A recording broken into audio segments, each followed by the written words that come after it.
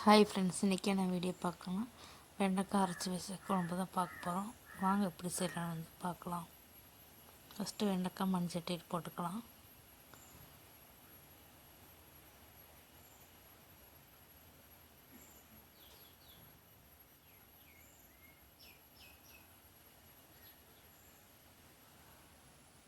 Oil ஊற்றிக்கலாம்.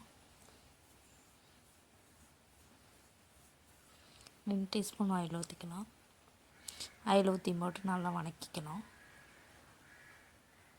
வெண்டைக்காய் இருக்கிற இதெல்லாம் போய் வலுவழுப்பு தண்ணியெல்லாம் போய் போட்டு நல்லா வதக்கணும். நல்லா தான் குழம்பு நல்லாயிருக்கும். இப்போ ஓரளவுக்கு வெண்டைக்காய் நல்லா வதங்கி வந்துட்டுருக்குது.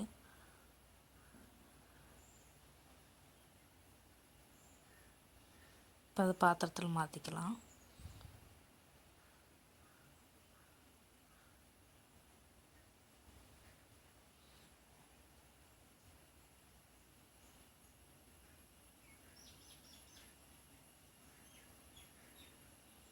இப்போ அதை சட்டியில் வந்துட்டு நம்ம வதக்கிக்கலாம். வெங்காயம் தக்காளி எல்லாம் ஃபஸ்ட்டு ஆயில் ஊற்றிக்கலாம்.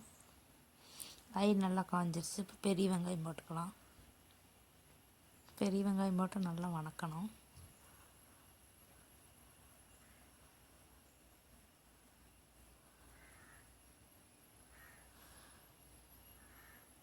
இப்போ பெரிய வெங்காயம் நல்லா வதங்கிடுச்சு. இப்போ தக்காளி சேர்த்துக்கலாம். தக்காளியும் போட்டு நல்லா வதக்கணும்.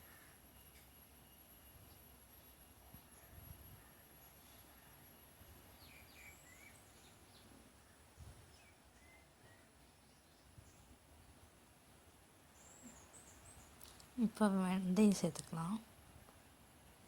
வெந்தயம் போட்டுட்டு நல்லா வதக்கிட்டு பொடியெல்லாம் போட்டுக்கலாம்.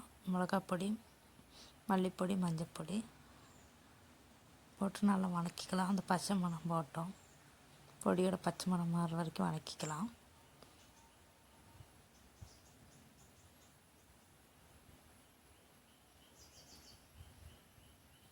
இப்போ தேங்காய் சேர்த்துக்கலாம்.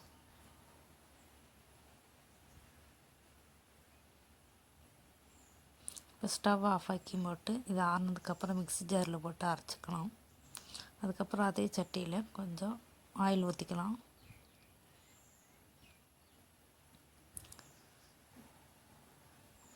ஆயில் நல்லா காஞ்சிட்டு வருது. இப்போ கடுகு போட்டுக்கலாம்.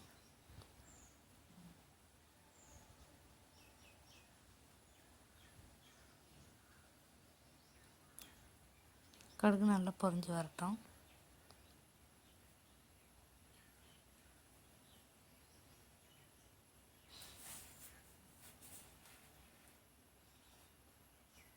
வெந்தயம் சேர்த்துக்கலாம். கருவேப்பிலை சேர்த்துக்கலாம்.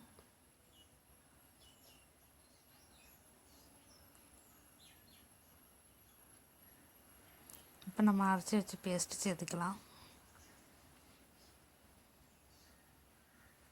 இது நல்லா எண்ணெயில் விட்டு நல்லா வதங்கட்டும்.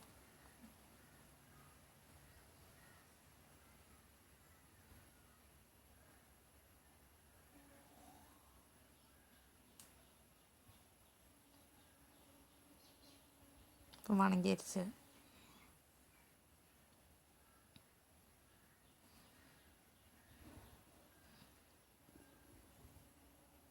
புளித்தண்ணி சேர்த்துக்கலாம்.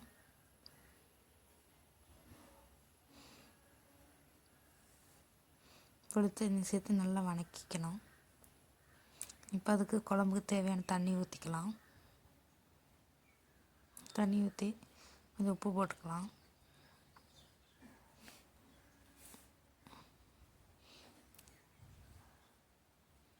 உப்பு போட்டு நல்லா கலக்கி விட்டுக்கலாம். இப்போ மூடி போட்டு குழம்பு கொதிக்கிற வரைக்கும் வெயிட் பண்ணணும். இப்போ வெண்டைக்காய் சேர்த்துக்கலாம்.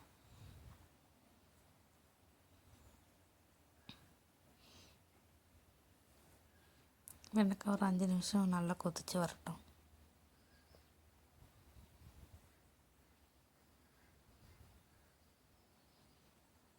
இப்போ மூடி போட்டுக்கலாம்.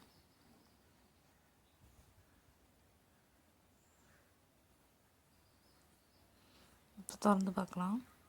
வெண்டைக்காய் குழம்பு நல்லா கொதித்து வந்து சூப்பராக இருக்குது பார்க்குறக்கு.